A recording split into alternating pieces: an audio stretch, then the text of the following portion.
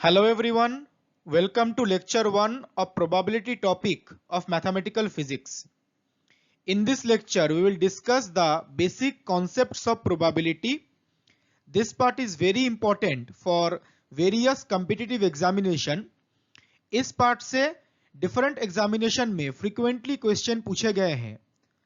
Specifically अगर net examination की बात करें, नेट examination में पार्ट ए जो जनरल एप्टीट्यूड सेक्शन है उसमें प्रोबेबिलिटी से क्वेश्चंस पूछे जाते हैं.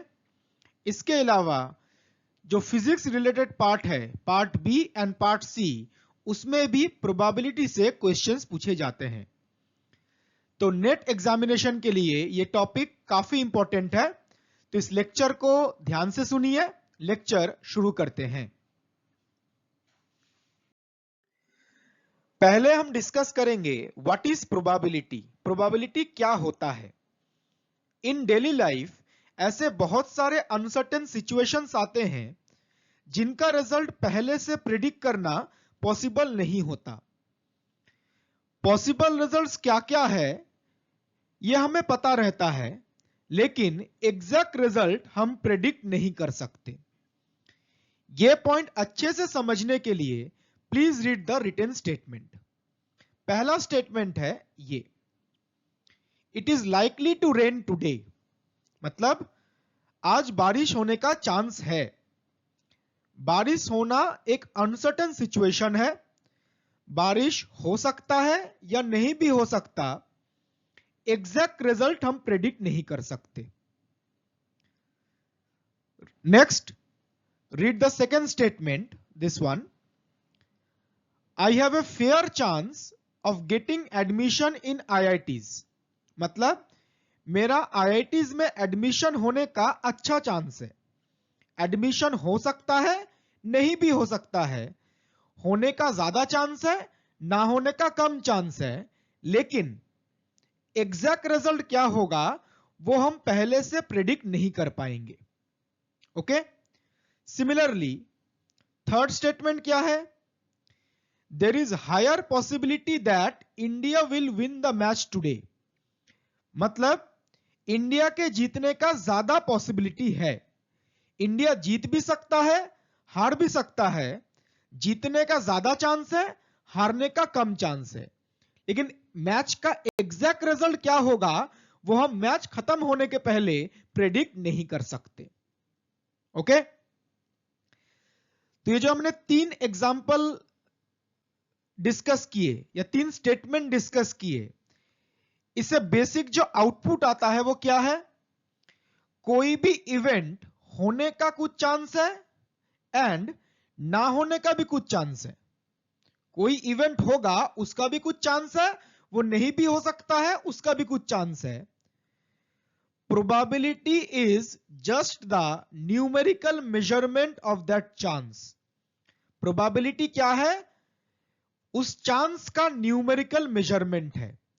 कोई इवेंट हो भी सकता है, उसका भी एक चांस एग्जिस्ट करता है. कोई इवेंट नहीं भी हो सकता, उसका भी एक चांस एग्जिस्ट करता है. प्रोबेबिलिटी उस चांस का न्यूमेरिकल मेजरमेंट है. So we can say that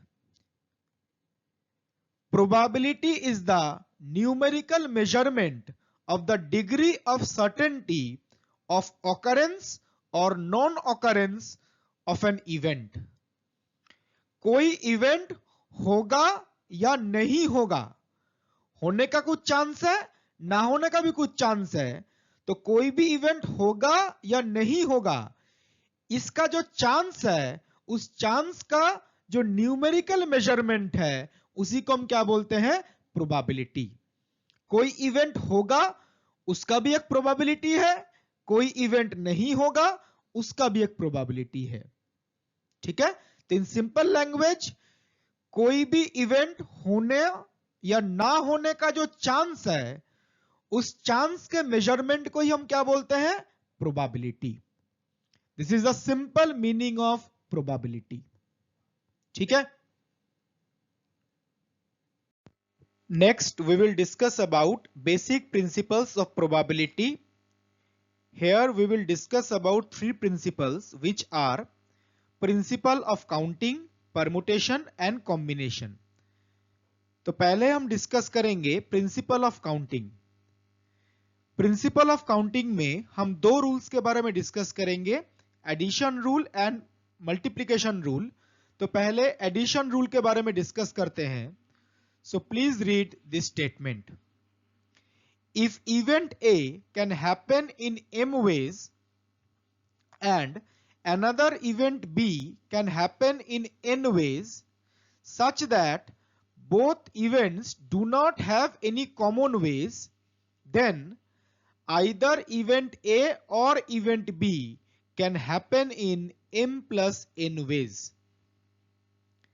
मतलब इवेंट A m तरीके से हो सकता है एंड इवेंट बी n तरीके से हो सकता है एंड दोनों में कोई तरीका कॉमन नहीं है। दैट मीन्स इवेंट ए और इवेंट बी इन दोनों में कोई कॉमन पॉइंट एग्जिस्ट नहीं करता। तब आइदर इवेंट ए और event B m plus n तरीके से हो सकता है। रिपीटिंग, इवेंट ए m तरीके से हो सकता है एंड इवेंट बी n तरीके से हो सकता है, सच दैट दोनों इवेंट में कोई कॉमन पॉइंट एग्जिस्ट नहीं करता। देन आइदर इवेंट ए और इवेंट बी कितने तरीके से हो सकता है? m प्लस n तरीके से हो सकता है। This is the addition rule of principle of counting. Now इस रूल को अच्छे से समझने के लिए एक एग्जाम्पल डिस्कस करते हैं। क्वेश्चन है ये, in how many ways can a number be chosen from 1 to 22 such that it is a multiple of 3 or 8? मतलब हमें 1 to 22 इस रेंज में एक इंटीजर चूज करना है। कितने तरीके से हम वो इंटीजर चूज कर सकते हैं सच दैट वो इंटीजर आइदर 3 का मल्टीपल हो और 8 का मल्टीपल हो। ठीक है, तो हमें एक सेट ऑफ नंबर्स गिवन है 1 to 22। From this set of numbers हमें एक नंबर चूज करना है। वो नंबर क्या होना चाहिए? आइदर 3 का मल्टीपल होना चाहिए और 8 का मल्टीपल होना चाहिए। ये कितने तरीके से हो सकता है, ये हमें कैलकुलेट करना है। ना इस प्रॉब्लम को सॉल्व करने के लिए दो इवेंट डिफाइन करते हैं। Event A, choosing a number which is a multiple of 3। एक नंबर चूज करना जो 3 का मल्टीपल है। और दूसरा इवेंट है event B, choosing a number which is a multiple of 8। एक नंबर चूज करना जो 8 का मल्टीपल है। ठीक है, नाउ अगर आपको पूछा जाए 1 to 22 इस रेंज में कितने नंबर्स ऐसे हैं जो 3 का मल्टीपल होगा, तो आंसर क्या होगा? Answer is there are 7 numbers in the range 1 to 22 जो 3 का मल्टीपल होगा। वो नंबर्स क्या है? नंबर्स हैं 3, 6, 9, 12, 15, 18 एंड 21।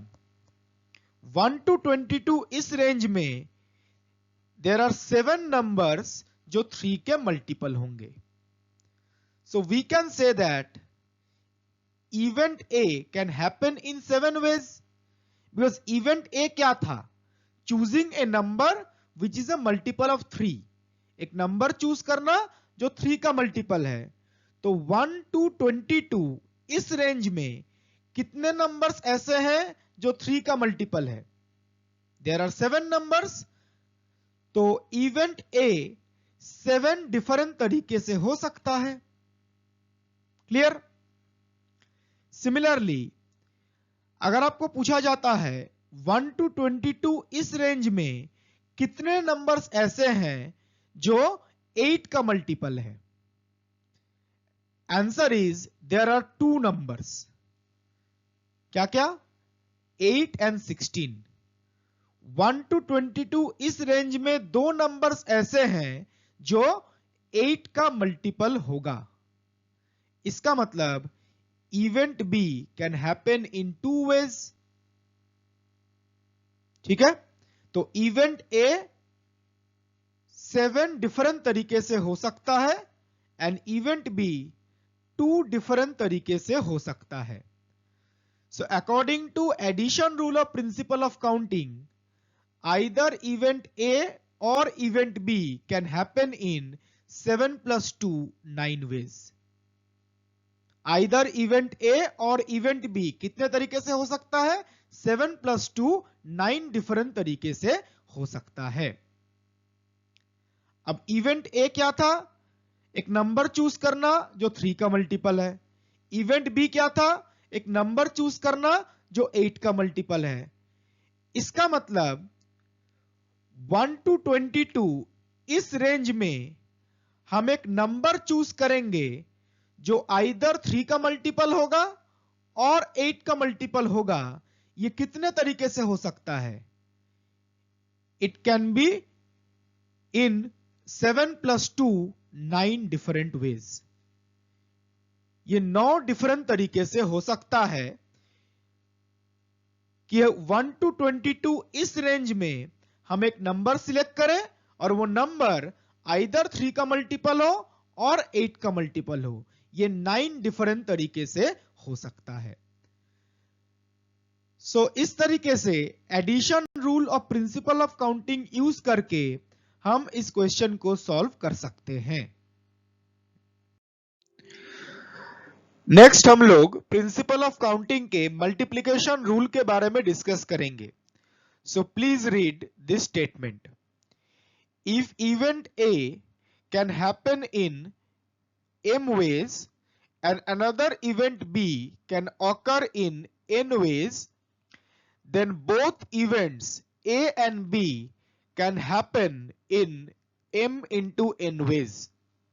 मतलब इवेंट A n तरीके से हो सकता है एंड इवेंट B n तरीके से हो सकता है, देन दोनों इवेंट्स A एंड B एक साथ m into n तरीके से हो सकते हैं। This is the multiplication rule of principle of counting.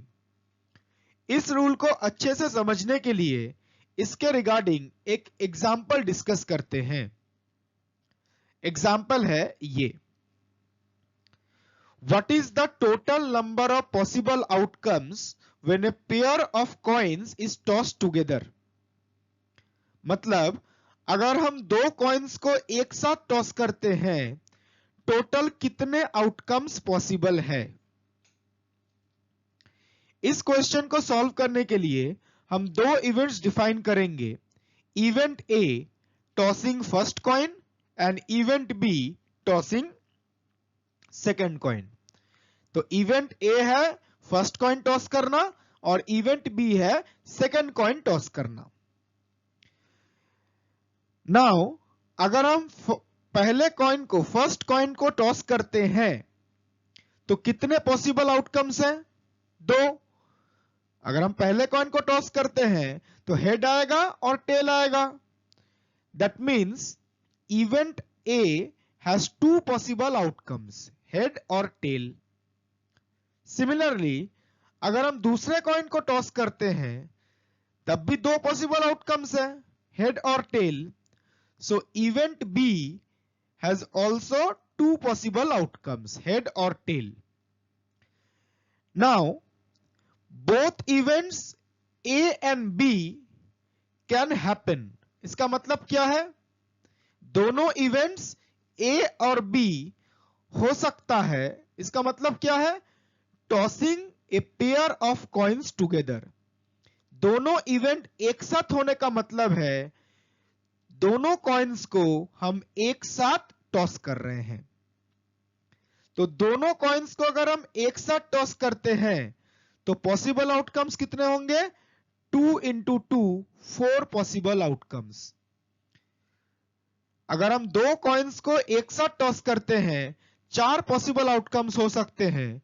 वो आउटकम्स क्या क्या है? आउटकम्स है हेड हेड, मतलब पहले कॉइन में भी हेड आएगा, दूसरे कॉइन में भी हेड आएगा। सेकेंड पॉसिबिलिटी हेड टेल, पहले कॉइन में हेड, दूसरे कॉइन में टेल। थर्ड पॉसिबिलिटी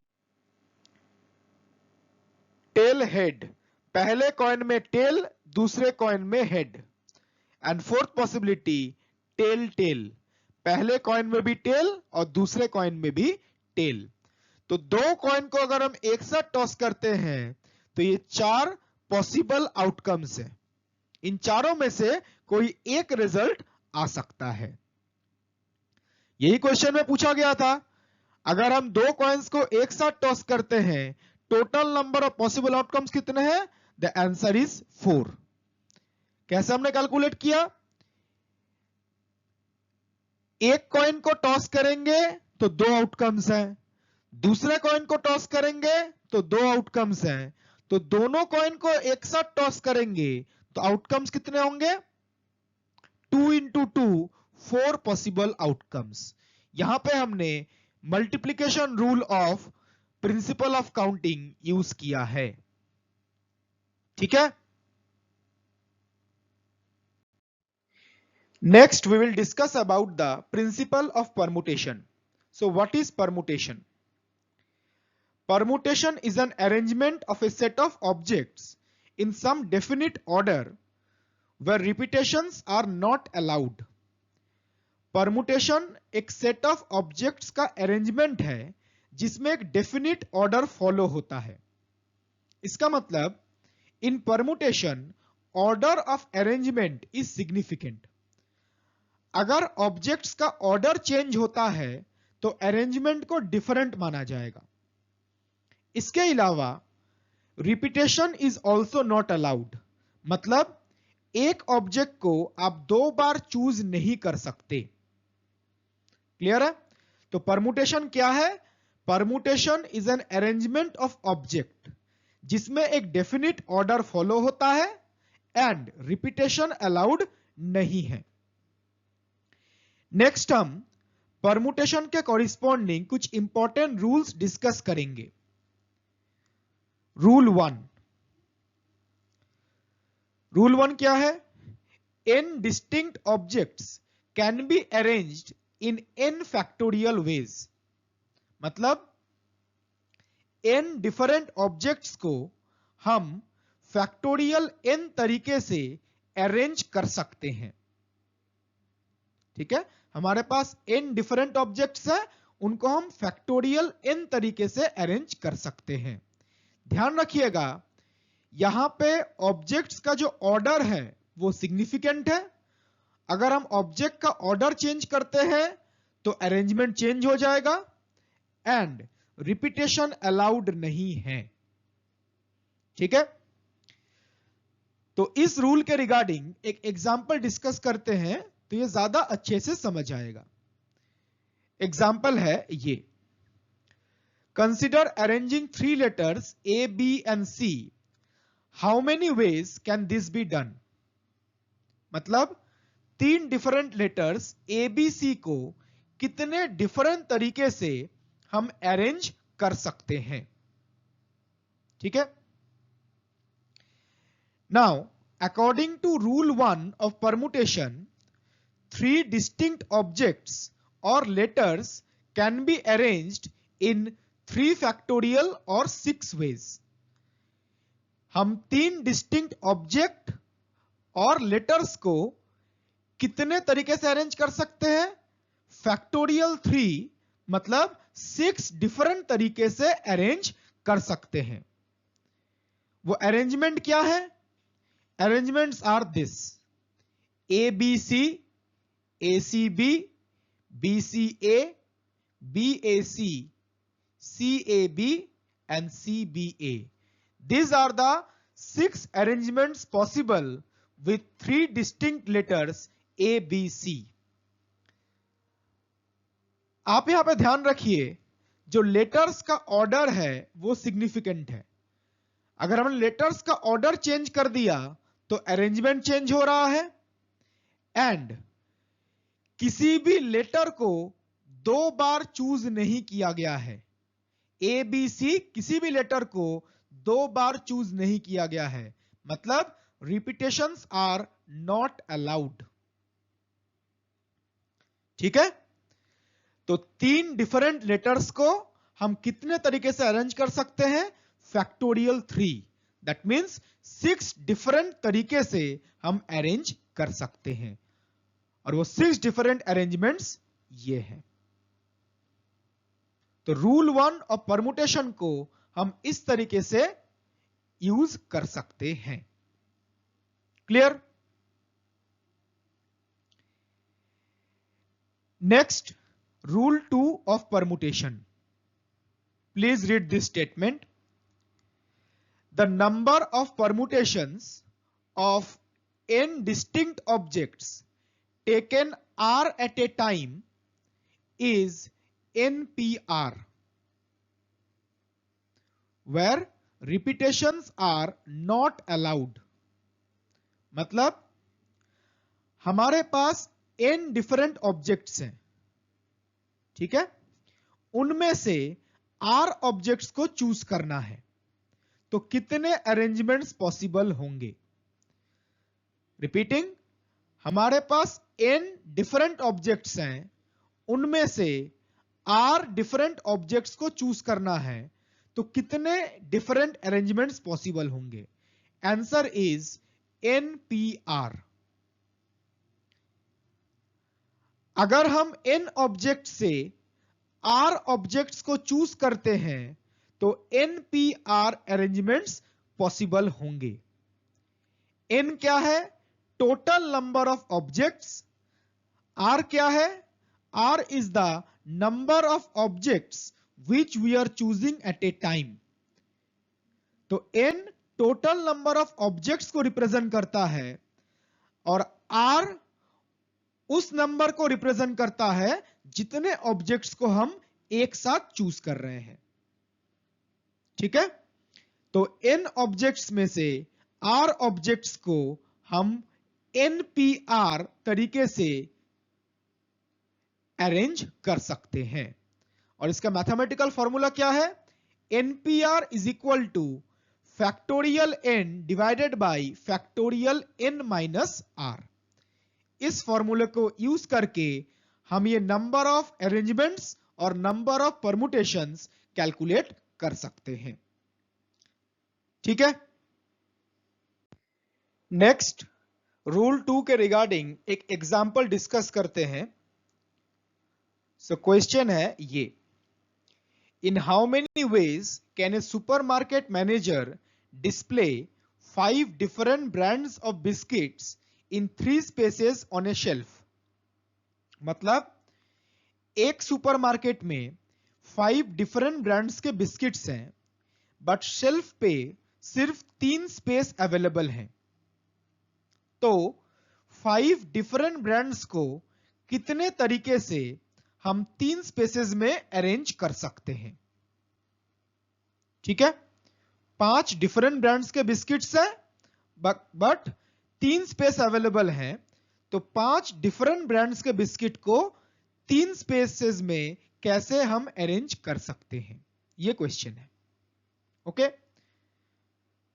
तो प्रॉब्लम को सॉल्व करते हैं।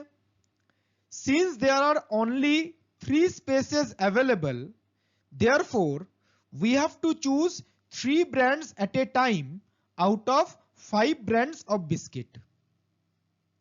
मतलब क्योंकि 3 स्पेसेस अवेलेबल हैं, तो हमें 5 ब्रांड्स में से सिर्फ 3 ब्रांड्स चूज करने होंगे। तो हमारे पास 5 ब्रांड्स हैं, उनमें से हमें 3 ब्रांड्स चूज करने हैं एट ए टाइम। तो according to rule 2 of permutation, the number of ways in which 5 distinct bands taken 3 at a time can be displayed are 5p3, which is equal to factorial 5 upon factorial 5 minus 3 which is equal to 60। मतलब हमें 5 brands में से 3 brand choose करना है, तो according to rule 2 of permutation 5 brands में से हम 3 ब्रांड चूज कर सकते हैं इन 5p3 वेज, जिसका न्यूमेरिकल वैल्यू कितना होता है 60। तो 5 ब्रांड्स में से हम 3 ब्रांड्स को कितने तरीके से चूज कर सकते हैं, इन 60 डिफरेंट वेज हम चूज कर सकते हैं। ठीक है, clear everyone? Next, rule 3 of permutation, please read this statement. The number of permutations of n objects of which n1 are of one kind, n2 are of second kind, and n3 are of third kind is factorial n divided by factorial n1 into factorial n2 into factorial n3। इसका मतलब क्या हुआ? हमारे पास total n objects हैं, ठीक है, total n objects हैं, and n objects में n1 ऑब्जेक्ट एक टाइप का है, n2 ऑब्जेक्ट दूसरे टाइप का है, एंड n3 ऑब्जेक्ट तीसरे टाइप का है। ठीक है, सो टोटल n ऑब्जेक्ट्स हैं, उनमें से n1 ऑब्जेक्ट एक टाइप के हैं, n2 ऑब्जेक्ट दूसरे टाइप का है, एंड n3 ऑब्जेक्ट तीसरे टाइप का है। So those n objects can be arranged in this number of veg. जो n ऑब्जेक्ट्स हैं, टोटल n ऑब्जेक्ट्स, इनको हम इतने तरीके से अरेंज कर सकते हैं। ठीक है, this is rule 3 of permutation. तो रूल 3 के रिगार्डिंग एक प्रॉब्लम डिस्कस करते हैं। प्रॉब्लम है ये, in how many ways can the 6 letters of the word mammal be arranged in a row. मतलब मैमल वर्ड के 6 लेटर्स को हम कितने डिफरेंट तरीके से अरेंज कर सकते हैं। तो आप देखिए, मैमल वर्ड में टोटल कितने लेटर्स हैं? टोटल 6 लेटर्स हैं। तो मैमल वर्ड में टोटल 6 लेटर्स हैं। Out of 6 letters 3 letter M है, 2 लेटर्स A है और 1 लेटर L है। सो टोटल 6 लेटर्स हैं, उनमें से 3 लेटर्स M है, 2 लेटर्स A है और 1 लेटर L है। मतलब आउट ऑफ 6 लेटर्स 3 लेटर्स एक टाइप के हैं, 2 लेटर्स दूसरे टाइप के हैं, एंड 1 लेटर तीसरे टाइप का है। ऐसा ही कुछ रूल 3 में बताया गया था। So the number of ways in which 6 letters of mammal word can be arranged is factorial 6 divided by factorial 3 into factorial 2 into factorial 1, which is equal to 60। तो मैमल वर्ड के 6 लेटर्स को हम इतने different तरीके से arrange कर सकते हैं। यहां पे हमने रूल 3 ऑफ परमुटेशन यूज किया है, बिकॉज जो टोटल ऑब्जेक्ट्स है 6, उनमें से कुछ ऑब्जेक्ट एक टाइप के हैं, कुछ ऑब्जेक्ट दूसरे टाइप के हैं और कुछ ऑब्जेक्ट तीसरे टाइप के हैं। इस टाइप का जब प्रॉब्लम आएगा तो हम रूल 3 ऑफ परमुटेशन यूज कर सकते हैं। Clear? Next, we will discuss about the principle of combination. So, what is combination? Combination is an arrangement of a set of objects where order is not important and repetitions are not allowed. Combination एक set of objects का arrangement है जिसमें एक definite order follow नहीं होता है. इसका मतलब in combination order of arrangement is not significant. अगर ऑर्डर चेंज होता है तो अरेंजमेंट डिफरेंट नहीं होता है. ठीक है. इसके अलावा in combination repetition is also not allowed. मतलब एक ऑब्जेक्ट को आप 2 बार चूज नहीं कर सकते. सो व्हाट इज कॉम्बिनेशन? कॉम्बिनेशन एक सेट ऑफ ऑब्जेक्ट्स का अरेंजमेंट है जिसमें ऑर्डर इंपॉर्टेंट नहीं है एंड रिपीटेशन भी अलाउड नहीं होता है. ठीक है. Next, what is the rule of combination? Please read this. The number of combinations of n distinct objects taken r at a time is NCR. मतलब हमारे पास n डिफरेंट ऑब्जेक्ट्स हैं, उनमें से r ऑब्जेक्ट्स को चूज करना है, तो कितने अरेंजमेंट पॉसिबल होंगे? Answer is NCR. हमारे पास n डिफरेंट ऑब्जेक्ट्स हैं, उनमें से r ऑब्जेक्ट्स चूज करने हैं, तो कितने तरीके से ये पॉसिबल है? NCR तरीके से ये पॉसिबल है. And the mathematical formula for NCR is n factorial divided by n minus r factorial into r factorial. ठीक है. n क्या रिप्रेजेंट करता है? Total number of objects. And r क्या रिप्रेजेंट करता है? R is the number of objects which we are choosing at a time. R उस number को रिप्रेजेंट करता है जितने ऑब्जेक्ट्स हम चूज कर रहे हैं. तो ये रूल ऑफ कॉम्बिनेशन क्या हुआ? n डिफरेंट ऑब्जेक्ट्स हैं, उनमें से R ऑब्जेक्ट को चूज करना है, तो हम NCR डिफरेंट तरीके से ये अरेंजमेंट लिख सकते हैं. क्लियर है ये? नाउ इसके पहले हमने परमुटेशन के कॉरिस्पॉन्डिंग रूल 2 डिस्कस किया था. तो परमुटेशन का जो रूल 2 है एंड यहां पे जो हमने रूल ऑफ कॉम्बिनेशन डिस्कस किया, दोनों में कुछ सिमिलरिटीज है और कुछ डिफरेंसेस है.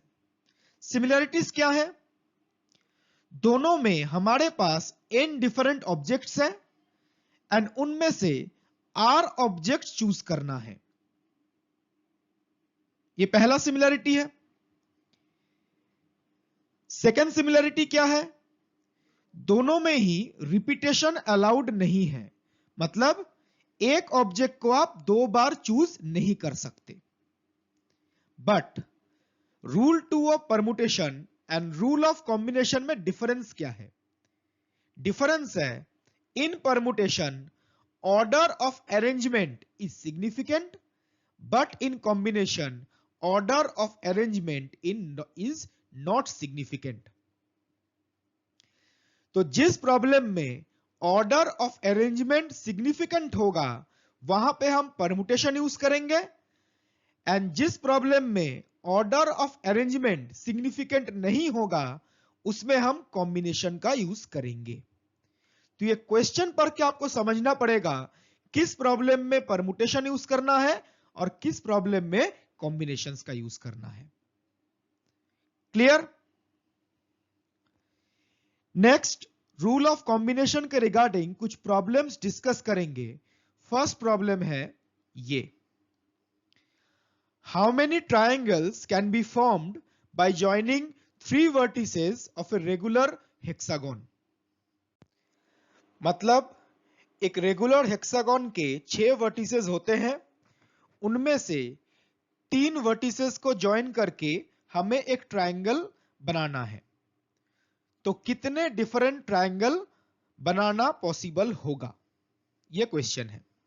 ठीक है, नाउ क्वेश्चन पर के ये समझना इंपॉर्टेंट है, इस क्वेश्चन में परमुटेशन का यूज करेंगे या कॉम्बिनेशन का यूज करेंगे, बिकॉज परमुटेशन एंड कॉम्बिनेशन दोनों ही अरेंजमेंट को रिप्रेजेंट करते हैं। ठीक है, नाउ आप देख सकते हैं इस प्रॉब्लम में टोटल 6 ऑब्जेक्ट्स हैं, मतलब 6 वर्टिसेस हैं।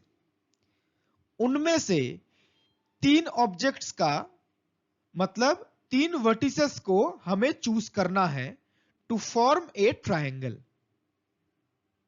तो 6 वर्टिसेस है, उनमें से 3 वर्टिसेस को चूज करना है टू फॉर्म ए ट्रायंगल। ठीक है, यहां पर एक ऑब्जेक्ट मतलब एक वर्टिसेस को हम 2 बार चूज नहीं कर सकते, बिकॉज एक वर्टिसेस को अगर हम 2 बार चूज करते हैं तो ट्रायंगल फॉर्म नहीं होगा।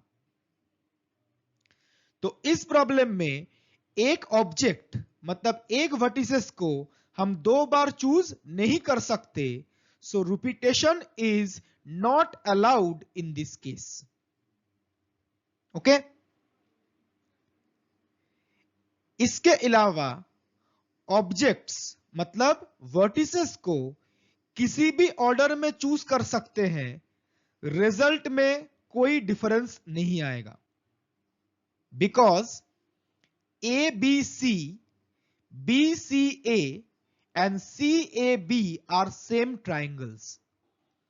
आप ए बी सी को किसी भी ऑर्डर में ज्वाइन कीजिए, सेम ट्राइंगल बनेगा।